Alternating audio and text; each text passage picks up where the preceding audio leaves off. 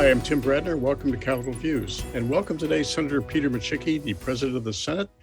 And Senator Micciche, thanks for joining us today on Capitol Views. Good morning, Tim. Thanks for having me today. I miss you in the studio, but we're all getting used to this Zoom thing. So thanks for having me this morning.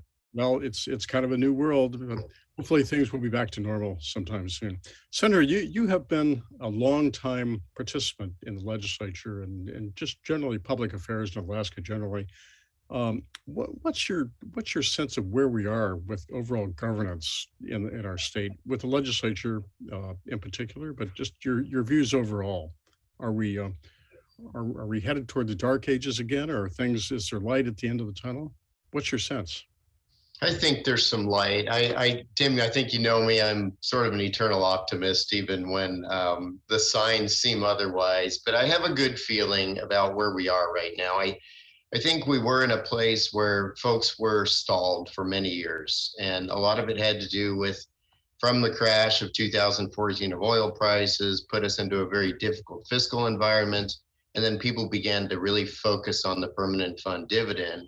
In fact, it became the battle cry of nearly every campaign. And I think it changed sort of the structure of the legislature, less focused on the critical issues that we'd been working on for many years. And we've sort of arrived at this place where we've stagnated over solving a fiscal plan and the permanent fund dividend issue.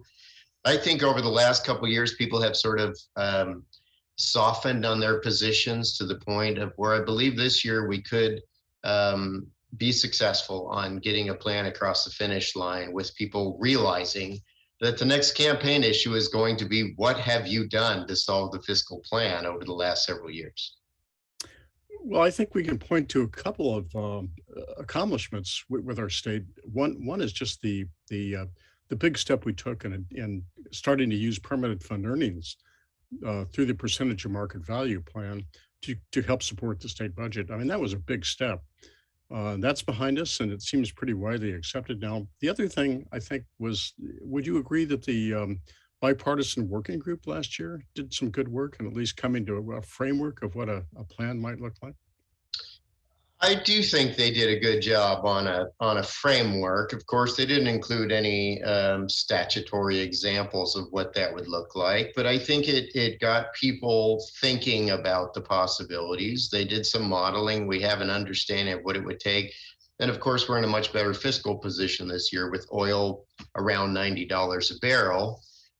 That can work two ways for us. That can provide a relief valve where people kind of say, hey, we're sort of okay again.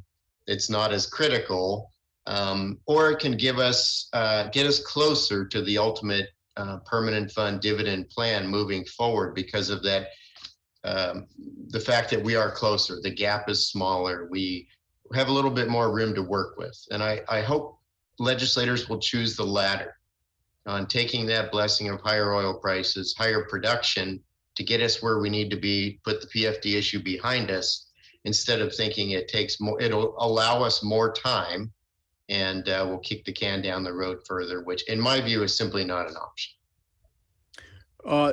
Do you see, resurrecting the bipartisan working group and just putting them back to work or something like that this year? Or what do we have to do to progress it this year? I think it's back in the hands of legislators. And then what I always talk about is folks back home. So you talked about the POMB. Not everyone is supportive of that because some view that as when their PFDs started being eroded, it became an afterthought. I think it does need to be at the forefront. I think we need to decide on a permanent fund dividend that satisfies the majority of Alaskans. If that PFD creates a gap, we need a plan that fills that gap.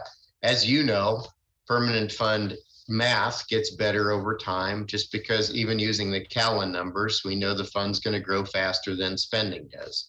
So a spending limit now is something that Democrats talk about, which they didn't talk about much before. They understand that math has to be, needs a governor that says government will grow at or around inflation, and the permanent fund will grow faster than that. What kind of PFD can we fit in there that satisfies the majority of Alaskans? And if it creates a gap, Do we either step up to what that number is over the next couple of years, or do we have to fill that gap temporarily?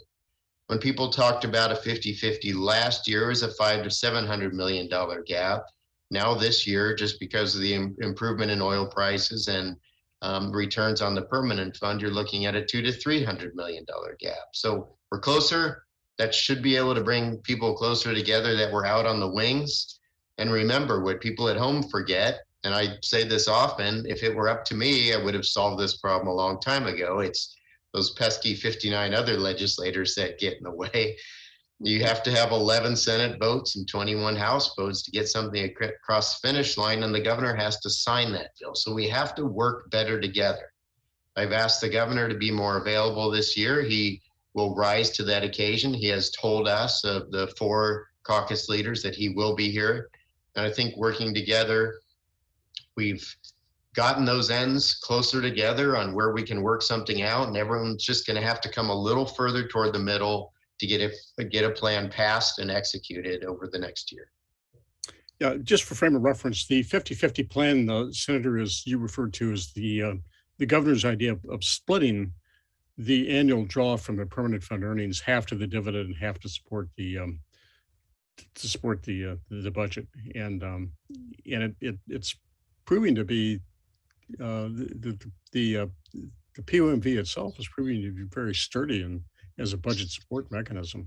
It has. The people at home often misunderstand a 50-50 for 50% of the traditional statutory PFD. A 50-50 is much higher than that.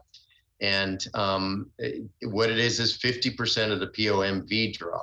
So it's somewhere between the traditional PFD and the ad hoc that's been happening. But I think what's important to Alaskans is that they no longer feel like the PFD is an afterthought, that they just get what's left, that they're the last in line. And I think if we can come together on an amount and a plan, that the majority of Alaskans would be satisfied with that size of a permanent fund dividend. And you can ignore that all that you want to and believe that it's not important to Alaskans. But I think we're seeing it being a key issue on many races. We're seeing it continue to be a key issue. And it's important that we put the thought into it to make Alaskans feel like they are at a priority status on a permanent fund dividend while we're funding the rest of the constitutionally required services in government. Well, and of course, the PFD is really important to a lot of people in terms of helping people, basically pay bills and take care of themselves. Well, Senator, thank you for joining us. Look forward to seeing you down in Juneau. It's always a pleasure, Tim. Thanks for having me on this morning. Yeah, thank you. Thank you.